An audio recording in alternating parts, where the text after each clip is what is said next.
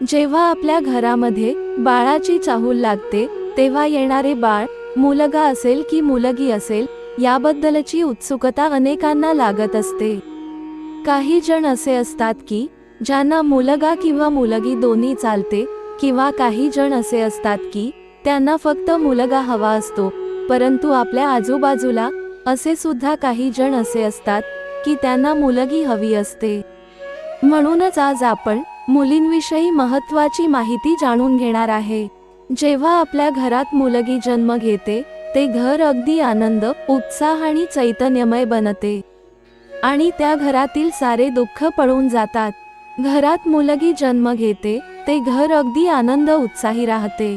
ज्या घरात लहान लहान पावलांचा, पैंजणांचा आवाज येतो, त्या घरात नेहमी सुख, शांती, वैभव नांदते आणि सारे दुःख पळून जातात।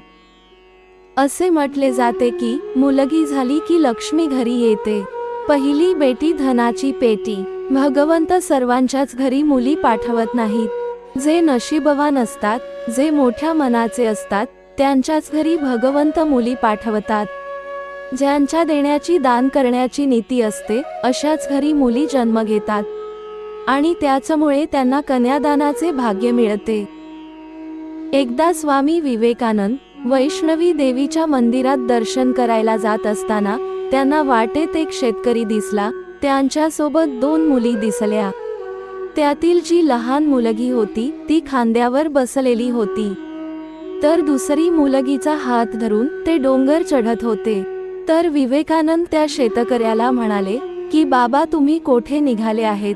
तर त्या शेतकऱ्याने सांगितले, मी देवी आईच्या मंदिरात दर्शनासाठी जात आहे।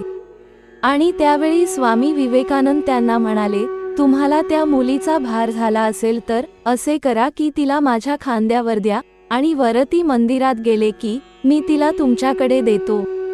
त्यावेळी शेतकऱ्याने खूप सुंदर उत्तर दिले।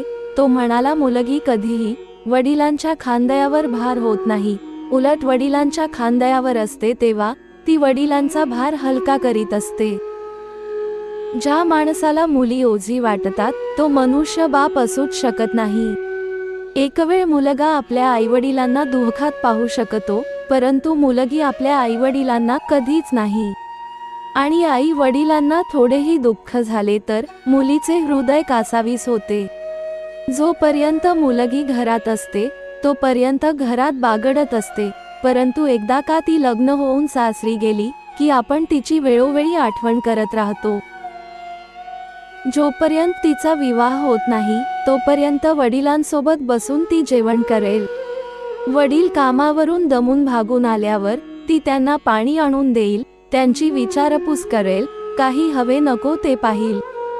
आणि वडिलांच्या चेहऱ्यावर जरा जरी चिंता दिसल्यास त्यांना कारण विचारेल। मुलगी म्हणजे वडिलांना आईसारखीच असते। ती त्यांच्या वडिलांची काळजी घेते, वेळप्रसंगी रागावेन तर काही वेळात लाडात येऊन बोलेल। मुलीला लांब दिले असेल आणि तिला माहेरी येणे जमत नसेल तर ती आपल्या आई वडिलांच्या आठवणीने व्याकुळ होईल। अशी कोणतीच स्त्री नाही जिला आपल्या आईवडिलांची आठवण येत नाही।